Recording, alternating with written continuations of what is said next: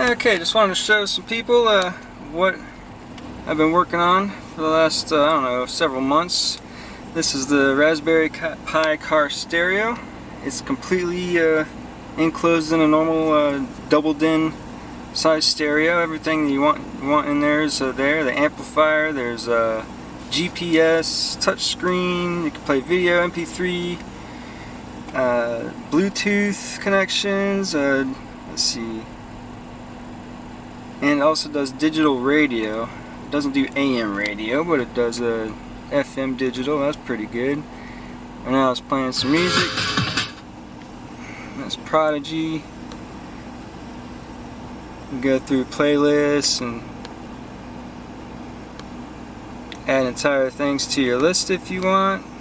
So now all that stuff's on the list, or you can listen to the radio.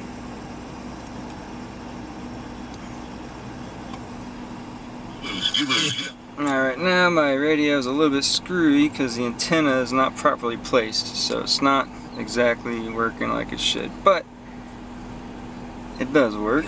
It's just not picking up all the extra digital info for the name and everything, but it does appear right here. But yeah, it also picks up the time from the GPS, so you don't have to have the stereo plugged into the battery while it's off when you have the engine off.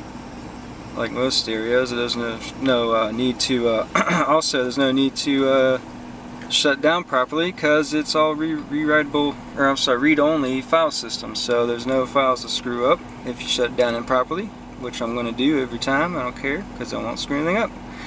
There's also a USB drive with all the MP3s and any config files I do need to change. That's on a separate, that's in a USB port, so I don't have to worry about that. And yeah, so some settings can be saved on the USB drive. The rest of it is read-only, so I don't have to worry about shutting it down. And yeah, most of this is pretty cheap. All cheap parts. Everything's like 30 bucks tops. Most of the things. I think the Raspberry Pi is the most expensive thing. The screen is probably about 40 bucks. Everything else was cheap, like 10 bucks here or whatever. So the amplifier is just a cheap little $15 amplifier. I only have 2 speakers in my truck, so I only have 2 outs on it, 2 outputs, left and right.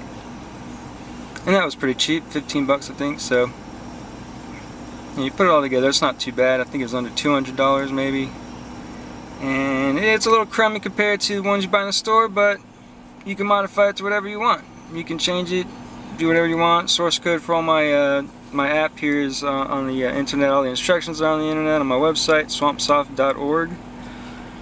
And yeah, everything's open source, and you can download it, do whatever you want with it. And yeah, so yeah, that's it.